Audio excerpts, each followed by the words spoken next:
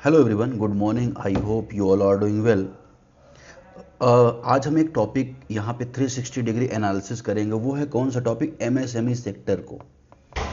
MSME sector को इसलिए analysis कर रहे हैं क्योंकि ये भारतीय इकोनॉमी की बैकबोन माना जाता है और इस बैकबोन के बेसिस पर यूपीएससी ने कई बार क्वेश्चंस पूछे हैं। जैसा कि एग्जांपल में अगर आप यहाँ पे देखें, यूपीएससी ने 2023 में प्रीलिम्स में ये क्वेश्चन पूछा है, इसको भी हम यहाँ पे समझेंगे। मेंस में भी यूपीएससी ने क्वेश्चन पूछा है, तो यूपीएससी ने कंटिन्यूसली इस पर क्वेश्चन पूछ रखे हैं। तो हमारी रिस्पॉन्सिबिलिटी क्या हो जाती है कि हम इसे कंप्लीटली 360 डिग्री एनालिसिस करें। तो हम यहाँ पर सबसे पहले न्यूज़ तो देखेंगे ही, फिर हम यहाँ पे जानेंगे एमएसएमई सेक्टर है क्या, इंट्रोडक्शन क्या है, उसकी फीचर्स क्या है ना। उसके अलावा अगर हम देखें कि क्लासिफिकेशन, अगर हम देखेंगे एमएसएमई सेक्टर का क्लासिफिकेशन के बाद सारी स्कीम्स देखें गवर्नमेंट सेक्टर की कौन कौन सी है, चैलेंजेस कौन कौन से हैं, सजेशंस कौन कौन से हैं, है ना। इस तरह से सारे फैक्ट को कंप्लीटली एनालिसिस करेंगे। चलिए शुरुआत करते हैं।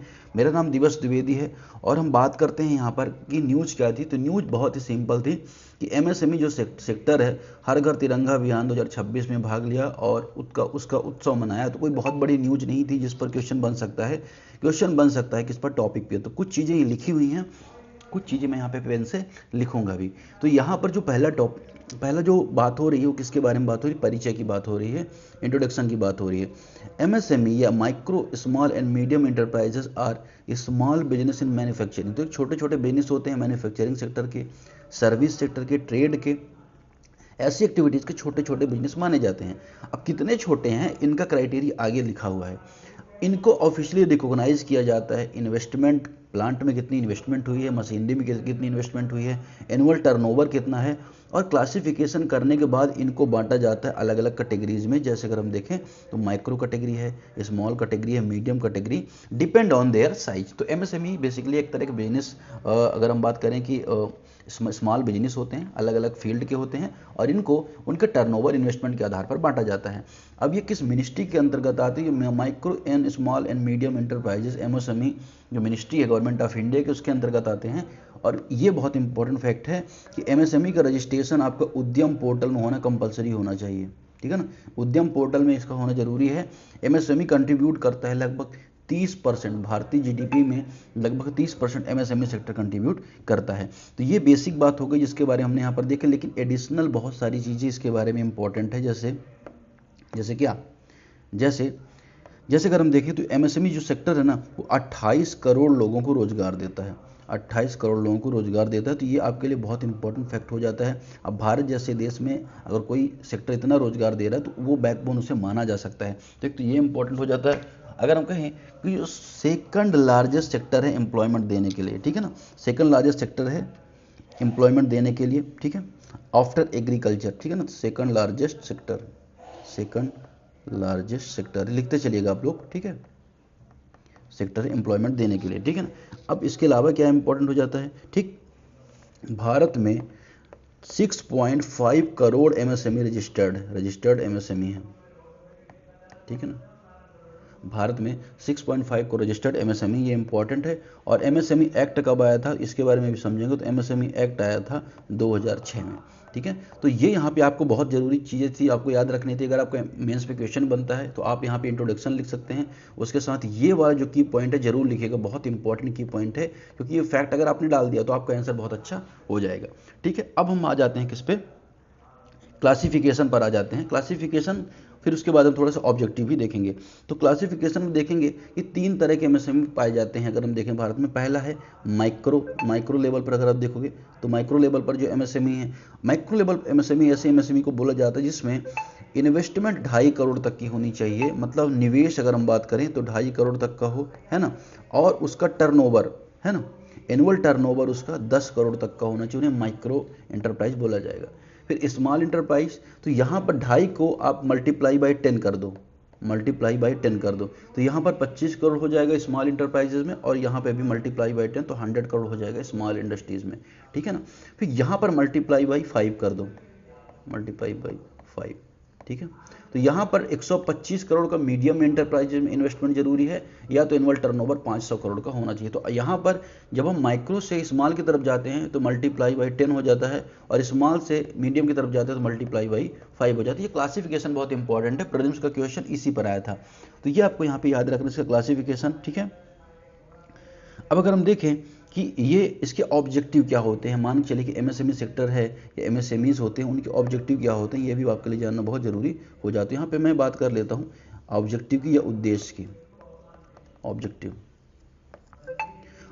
क्या है? ऑब्जेक्टिव पहला तो ये है कि लो इन्वेस्टमेंट, लो कैपिटल में क्या हो जाता है, लो कैपिटल में हम मोर जॉब, कैपिटल हम बहुत कम लगाते हैं लेकिन जॉब बहुत ज़्यादा इससे निकल के आती है। पहले तो ये बहुत इंपॉर्टेंट हो जाता है। फिर अगर देखेंगे कि जो इंफ्रास्ट्रक्चर है, या अगर हम बात करें या जो इंडस्ट्रियल सेक्टर है, इंडस्ट्री सेक्टर की ग्रोथ बहुत ज़्यादा होती है, बहुत ज़्यादा लोग इन्वॉल्व हो जाते हैं इस सब में, ठीक है ना। साथ ही अगर हम देखेंगे एस सी ओबीसी को इनोवेशन में शामिल करने का पर्पज भी रहता है, जिससे क्या होता है, इंक्लूसिव ग्रोथ होती रहे, ठीक है ना।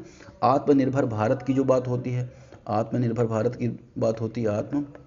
आत्मनिर्भर भारत कैसे बनेगा? आत्मनिर्भर भारत तो आत्मनिर्भर भारत तभी बनेगा जब एमएसएमई सेक्टर ग्रो करेगा, सभी मैन्युफैक्चरिंग यूनिट्स यहाँ पे ग्रो करेंगी। तो ये ऑब्जेक्टिव हो जाता है एमएसएमई सेक्टर का, ठीक है। तो ऑब्जेक्टिव देख लिया हमने, क्लासिफिकेशन देख लिया। अब हम आगे चलेंगे और बात करेंगे एमएसएमई एक्ट के बारे में। किसके बारे में? एमएसएमई एक्ट के बारे में। एमएसएमई एक्ट के बारे में 2006, ठीक है।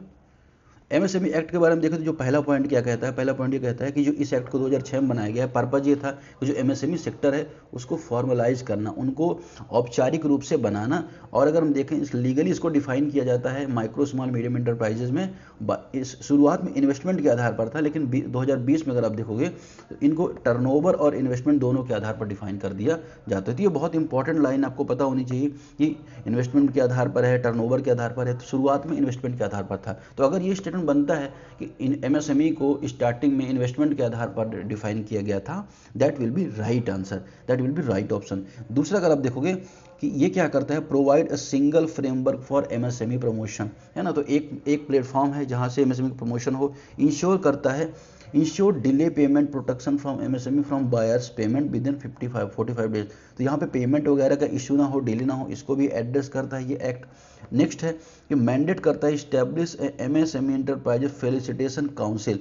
तो यही एक्ट के माध्यम से जो फेलिसिटेशन काउंसिल, उसकी स्थापना की बात होती है एमएसएमई सेक्टर में, विवाद के निवारण के लिए, डिस्प्यूट के रिजोल्यूशन के लिए। साथ ही अगर हम बात करें कि ये क्या करता है, एम्पावर करता है गवर्नमेंट को जो लॉन्च कर सके स्कीम, खासतौर पे ऐसी जिसमें इंसेंटिव मिले एमएसएमई सेक्टर को, सब्सिडी मिले, क्रेडिट सपोर्ट मिले एमएसएमई सेक्टर को। तो एमएसएमई सेक्टर को कंप्लीटली यहाँ पे सपोर्ट मिले गवर्नमेंट के द्वारा, कंप्लीटली इंसेंटिव मिले गवर्नमेंट के द्वारा, क्रेडिट सपोर्ट मिले, कंप्लीटली सब्सिडी मिले गवर्नमेंट के द्वारा। ये सब प्रयास करता है ये एक्ट। और ये एक्ट इंकरेज करता है टेक्नोलॉजी अपग्रेड होती रहे, इंफ्रा अप डेवलपमेंट होता रहे, स्किल इन्हेंसमेंट होता है। साथ ही form the legal basis for system like Udyog Aadhaar उद्यम पोर्टल। तो इसी के माध्यम से उद्योग आधार उद्यम पोर्टल जैसे पोर्टल को स्ट्रॉन्ग किया जाता है। तो ये बहुत इंपॉर्टेंट पॉइंट है जो हमने यहाँ पर देख लिया। अब हम आगे बढ़ेंगे और हम यहाँ पर एनालिसिस करेंगे कि कौन कौन से सेक्टर आते हैं एमएसएमई के अंतर्गत। तो इस सेक्टर वाइज हम यहाँ पे जाएंगे, सेक्टर अंडर एमएसएमई, ठीक है। तो एमएसएमई के अंतर्गत कौन कौन सेक्टर आते हैं? तो पहला सबसे बड़ा इंपॉर्टेंट सेक्टर होता है मैन्युफैक्चरिंग सेक्टर। अब मैन्युफैक्चरिंग सेक्टर में कौन कौन सी चीज़ें आती हैं आपको पता होना चाहिए। मैन्युफैक्चरिंग सेक्टर में आएगा टेक्सटाइल आएगा, मैन्युफैक्चरिंग सेक्टर में फूड प्रोसेसिंग आएगा, मैन्युफैक्चरिंग सेक्टर में अगर हम देखें लेदर प्रोडक्ट आएगा। तो अगर हम बात करें टेक्सटाइल आ जाएगा, टेक्सटाइल के बाद फूड प्रोसेसिंग आ जाएगा, फूड प्रोसेसिंग के बाद लेदर आ जाएगा। तो ये सारा जो चीज़ें हैं, ये सारा जो डेवलपमेंट है, ये मैन्युफैक्चरिंग सेक्टर किया जाए अंतर्गत आ जाएगा। मेटल आ जाएगा, है ना, फार्मास्यूटिकल आ जाएगा, ऑटोमोबाइल आएगा, तो मैन्युफैक्चरिंग सेक्टर आ जाएगा। फिर इसी में अगर आ जाएगा आपका सर्विस सेक्टर आ जाएगा। अब सर्विस सेक्टर में कौन कौन से क्षेत्र आ जाएंगे? तो आईटी एंड बीपीओ आ जाएगा, हेल्थ केयर आ जाएगा, है ना, हेल्थ केयर इसके अंतर्गत आ जाएगा। इसके अंदर एजुकेशन आ जाएगा, हॉस्पिटैलिटी आ जाएगी, है ना, इसके अंदर फिनेंस आ जाएगा, ट्रांसपोर्ट आ जाएगा। तो ये एमएसएमई के सर्विस सेक्टर का पार्ट माना जाएगा। तो ये बेसिकली दो ही सेक्टर यहाँ पे देखने को मिलेगा, service sector, manufacturing sector. Service sector में ये सारे ऑप्शन आ जाएंगे।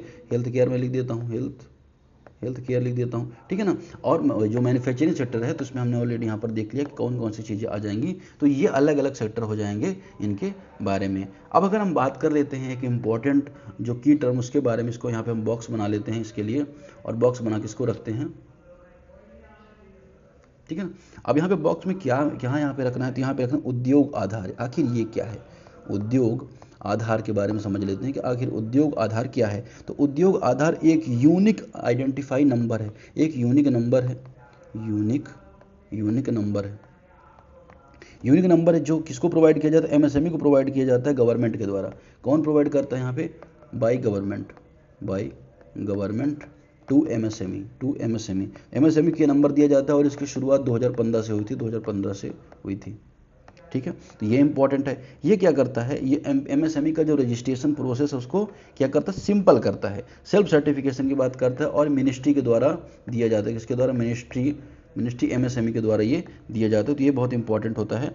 अब अगर हम बात करें तो रजिस्ट्रेशन, ये कितने अंक का नंबर, तो 12 अंक का नंबर अवार्ड, ये पूछा जाता है सब एग्जाम में, की फैक्ट पूछे जाते हैं। आधार कार्ड के बारे में पूछा गया, उद्योग आधार के बारे में पूछा गया है कि 12 डिजिट का होता है, 14 डिजिट का होता है, तो इसलिए हमें याद रखना है, ठीक है ना। अब ये क्यों इंपॉर्टेंट है, क्योंकि अगर आपको सब्सिडी लेनी है, अगर आपको लोन लेना है ना, तो किसी भी तरह गवर्नमेंट स्कीम्स का बेनिफिट उठाना है, तो आपके लिए उद्योग आधार का होना बहुत, जैसे इंसान के आधार का नंबर होना जरूरी है वैसे उद्योग आधार का नंबर होना बहुत जरूरी है, ठीक है ना।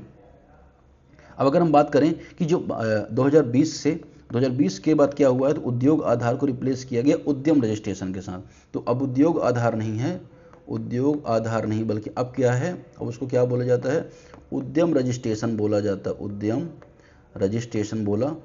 है, रजिस्ट्रेशन बोले तो उद्योग आधार की जगह उद्यम रजिस्ट्रेशन आ गया। एक तरह का यूनिक नंबर होता है जो हर एक एमएसएमई को मिलता है। 2015 से शुरुआत हुई है, मिनिस्ट्री एमएसएमई देती है, 12 डिजिट का नंबर होता है, सब्सिडी इससे कम एमएसएमई को मिले, लोन मिले, स्कीम्स का फायदा मिले, ये सब पर्पज होता है इसका, ठीक है। तो ये बात आपको यहाँ पे याद रखनी है। अब अगर हम बात करें गवर्नमेंट स्कीम्स के बारे में, जो एमएसएमई के अंतर्गत कौन कौन सी स्कीम्स चल रही है, बहुत इंपॉर्टेंट टॉपिक है। अगर आपको स्कीम्स पता होगी तो आप आसानी से मेंस के आंसर भी लिख सकते हैं, प्रीलिम्स में भी चीज़ें ईजी कर सकते हैं। गवर्नमेंट स्कीम्स यहाँ पे हम देख लेते हैं। तो पहली गवर्नमेंट स्कीम यहाँ पे हम देखेंगे, पहली गवर्नमेंट स्कीम कौन सी है, पहली गवर्नमेंट स्कीम का नाम उद्यम पोर्टल। अब ये उद्यम पोर्टल क्या है, उद्यम पोर्टल एक सिंप्लीफाइड ऑनलाइन, एक तरह का आप देखोगे मेमोरेंडम है, रजिस्ट्रेशन सिस्टम की मेमोरेंडम है। तो यहाँ पे अगर हम बात करें किस संबंध में, तो यहाँ पे मैं लिख देता हूँ रजिस्ट्रेशन के लिए उद्यम पोर्टल को बनाया गया है। फुली पेपरलेस है ना, कि अगर हम बात करें जो पहले पेपर फॉर्म होता था वो यहाँ पे रिप्लेस कर दिया गया और फुली डिजिटल बनाया गया, कॉस्ट फ्री बनाया गया, क्विक प्रोसेस बनाया गया। और इसके बाद आपको देखेंगे यूआरएन नंबर आपको मिलेगा, यूआरएन नंबर मिलेगा।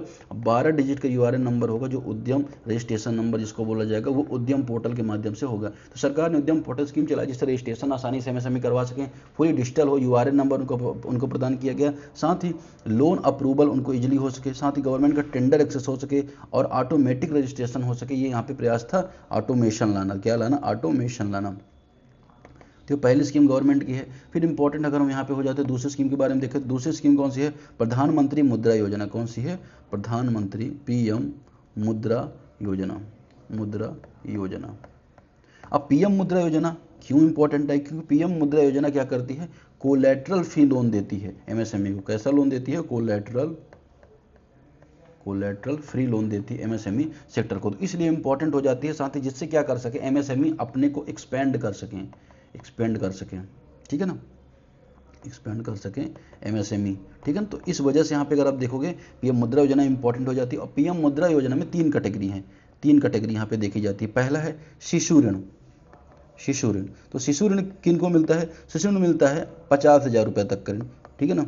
शुरुआत में बिजनेस अगर किसी को करना हो 50,000 का ऋण ले सकता है। फिर आता है किशोर ऋण कितने रुपए तक का है, 5 लाख रुपए तक का ऋण को किशोर ऋण माना जाता है। फिर उसके बाद आता है तरुण ऋण या तरुण लोन बोला जाता है, जिसको 10 लाख रुपए तक का लोन तरुण लोन के अंतर्गत आता है। फिर आता है तरुण प्लस, तो इसके अंतर्गत कितना आ जाता है, तो तरुण प्लस के अंतर्गत 10 लाख रुपए से लेकर 20 लाख तक का जो लोन आ जाता है वो तरुण लोन के अंतर्गत, तरुण प्लस लोन के अंतर्गत आ जाता है, ठीक है ना। तो ये चारों कैटेगरी है किसकी, पीएम मुद्रा योजना की, शिशु ऋण, किशोर ऋण, तरुण ऋण और तरुण प्लस ऋण। ये बहुत जरूरी है, आप यहाँ पे याद रखिएगा इस स्कीम के बारे में, जिससे कोलेट्रल फ्री लोन मिल जाए, सिक्योरिटी उनको बेहतर मिलती रहे, क्विक लोन डिस्ट्रीब्यूशन हो, ये सारा काम यहाँ पे रहता है। फिर नेक्स्ट हम आ जाते हैं यहाँ पे अगली स्कीम के अंतर्गत आ जाते हैं, वो कौन सी है, credit guarantee fund trust for MSME. क्या, क्रेडिट गारंटी, CGTMS इसको बोला जाता है, फंड ट्रस्ट फॉर MSME, इसको भी बोला जाता है CGTMSE। ये भी इंपॉर्टेंट है यहाँ पे। ये जो स्कीम है वो क्या करती है, फैसिलिटेट करती है क्रेडिट फ्लो को MSME में without any require collateral security या थर्ड पार्टी गारंटी की। यहाँ पे क्या करती है, लोन की ही बात करती है, तो यहाँ पे लोन इजी मिल जाए, है ना, इजीली फंड मिल जाए, उसकी बात करती है, ठीक है ना। अब अगर हम देखें कि ये स्कीम कब से इफेक्ट में आती है, तो 1 अप्रैल सन 2025 इसके इफेक्ट में आती है, ठीक है। अब इसमें पर्पज क्या था कि यहाँ पे अगर हम देखें 5 करोड़ या 10 करोड़ तक का लोन मिल जाए, 10 करोड़ तक के लोन के लिए यहाँ पे सुविधा मिल जाए, ठीक है ना। तो ये यहाँ पे बात थी। अब यहाँ पे गारंटी फ्री रिडक्शन की बात होती है कि annual guarantee fee guarantee above 1 crore have been reduced, ठीक है। तो ये बात होती है। साथ ही अगर बात करें स्पेशल बेनिफिट बहुत सारे इसमें मिलते हैं, पोर्टफोलियो बेस्ड गारंटी की बात होती है, तो ये स्कीम यहाँ पे बात करता है। फिर चौथी इंपॉर्टेंट स्कीम के बारे में बात होती है PMEGP। PMEGP को क्या बोल देते हैं, प्रधानमंत्री employment generation programme, employment generation programme. तो PMEGP ये basically major credit link scheme होती है ना, जो सेल्फ एम्प्लॉयमेंट के लिए अपॉर्चुनिटी क्रिएट हो इसके लिए यहाँ पे दी जाती है। और यहाँ पर अगर आप देखोगे तो सब्सिडी दी जाती है, 15% सब्सिडी दी जाती है। यहाँ पे 15% सब्सिडी किस में मिलेगी, रूरल एरियाज में मिलेगी, लोन के संबंध में सब्सिडी इन रूरल एरियाज मिलेगी, और 25% मिलेगी कहाँ पे, अर्बन एरिया में मिलेगी, ठीक है। और अगर कोई स्पेशल कैसा कि SC है, ST है, OBC है, वुमेन है, माइनॉरिटी है, तो वहाँ पर अगर आप देखोगे उस एरिया में, अर्बन एरिया में 35% तक की सब्सिडी यहाँ पे PM एम्प्लॉयमेंट जनरेशन स्कीम के अंतर्गत मिलेगी। तो ये बात होती है इसके अंतर्गत, ठीक है। तो अब इसका अगर आप देखोगे तो इसमें क्या होना चाहिए कि जो मैन्युफैक्चरिंग सेक्टर है उसके संबंध में 50 लाख रुपए तक का प्रोजेक्ट कॉस्ट होनी चाहिए, और सर्विस सेक्टर में 20 लाख तक की होनी चाहिए, वहाँ पे इसे सब्सिडी मिल जाएगी। और एलिजिबिलिटी भाई 18 साल से ऊपर का होना चाहिए, ठीक है। तो कोई भी अनएम्प्लॉयमेंट यूथ है, ट्रेडिशनल आर्टिसियन है या रूरल एंटरप्रेन्योर है, वो ये काम यहाँ पे कर सकते हैं। और ये स्कीम अगर आप देखोगे तो किसके द्वारा इंप्लीमेंट की जाएगी, इंप्लीमेंटिंग बाय द, लिख लीजिए बहुत इंपॉर्टेंट है, इंप्लीमेंटेशन लिख लेते हैं KVIC के द्वारा।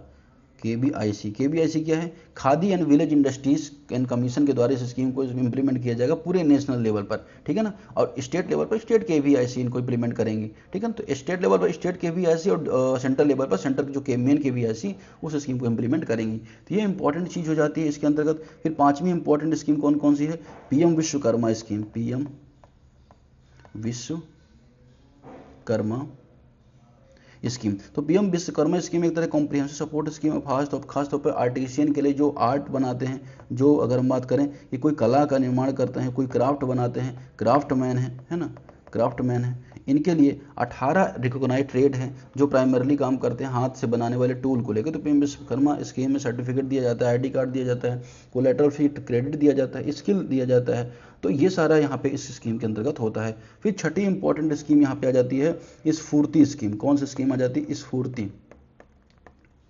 स्फूर्ति स्कीम यहाँ पे आ जाती है, छठी इंपॉर्टेंट स्कीम।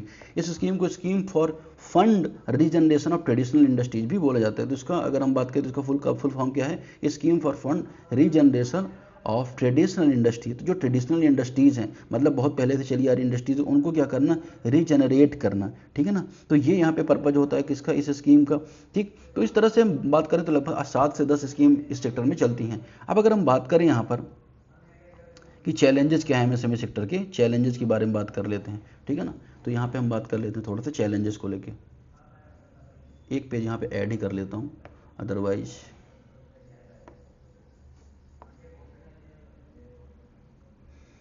चलिए अब पैसा लगेगा एक पेज ऐड करने पर। तो चैलेंजेस देख लेते हैं यहाँ पे। चैलेंजेस, बेसिक चैलेंजेस अगर हम बात करें, योजना का लाभ मिलना, योजना के बारे में होना, योजना का लाभ मिलना बहुत आसान नहीं होता। तो लोन रिलेटेड जो चैलेंजेस हैं, मतलब इजीली नहीं मिल पाता है, ठीक है ना, इजीली नहीं मिल पाता है, बर्डन है, बर्डन है, ठीक है ना। उसके अलावा अगर हम बात करें जब किसी भी एमएसएमई में कोई बैंक करप्ट हो जाता है, बैंक करप्सी के सिचुएशन में, बैंक करप्सी सिचुएशन में बहुत ज़्यादा दिक्कत होती है किसी भी एमएसएमई सेक्टर को, ठीक है। फिर तीसरा हम बात करें कि जो कंपटीशन है, कंपटीशन के बारे में बात करें, कंपटीशन बहुत ज़्यादा हो जाता है, खासतौर पे जब हम सेम प्रोडक्ट यहाँ पे बनता है, सेम प्रोडक्ट चाइना से बहुत कम प्राइस में आ जाता है, तो उस वजह से कंपटीशन बहुत ज़्यादा प्रोडक्ट में हो जाता है, ठीक है ना। इसके अलावा अगर हम बात करें क्या और क्या हो सकता है, स्किल्ड यूथ फोर्स नहीं है, स्किल्ड यूथ का अभाव है यहाँ पे भारत में, बहुत ज़्यादा दिक्कत देखने को मिलती है। स्किल किया, दूसरी कंपनी स्विच करके चले गए, तो ये चैलेंज देखने को मिलता है। अब अगर हम बात करें सजेशंस के बारे में बात करें, तो सजेशन यही हो सकता है कि सरकार लगातार सपोर्ट तो करे ही, खासतौर पर जो प्राइवेट कंपनी है वो आगे आएँ, बड़ी बड़ी जो कंपनीज है एमएनसीज है वो भी आगे आएँ, खासतौर पर एमएसएमई सेक्टर को बढ़ावा देने के संबंध में। तो ये सारी चीज़ें यहाँ पर की जा सकती हैं चैलेंज सजेशन के संबंध में। अब चलिए मेंस का क्वेश्चन क्या यहाँ पे बनता है कि यूपीएससी मेंस का प्रश्न है यहाँ पे, अगर आप देखो कि faster economic growth require increase share of the MSME GDP particularly for MSME. तो फास्टर ग्रोथ के लिए जीडीपी बढ़ना जरूरी है और जीडीपी में एमएसएमई सेक्टर का बढ़ना जरूरी है, इस पर कमेंट करना है और प्रेजेंट पॉलिसी ऑफ गवर्नमेंट की बतानी है, ठीक है। तो अगर आपने यही सारा आंसर देख लिया होगा, तो यहाँ पे जो हमने स्कीम्स के बारे में बात की, गवर्नमेंट स्कीम के बारे में बात की, अगर आप इसको बताते हैं, इंट्रोडक्शन प्रॉपर दे देते हैं, इंट्रोडक्शन के बाद आप इशूज़ में आते हैं, फिर यहाँ पे आप स्कीम के बारे में बताते, तो आसानी से आप इसे कर सकते हैं। फिर मेंस का प्रीलिम्स का क्वेश्चन है, consider the following statements regarding this. According to the MSMED act 2006, medium enterprises are those with in investment in plant machinery between 15 crore से 25 करोड़। अब देखिए मैंने आपको बताया इन्वेस्टमेंट कितनी होनी चाहिए, 5 करोड़ उसमें माइक्रो में, फिर स्मॉल में कितनी होनी चाहिए, स्मॉल में 50 करोड़ होनी चाहिए, ठीक है ना। 50 के बाद अगर हम बात करें कितना, इंटू 5 था, इंटू 5 इंटू 10 इंटू 5, तो उस 50 करोड़ होनी चाहिए, ठीक है।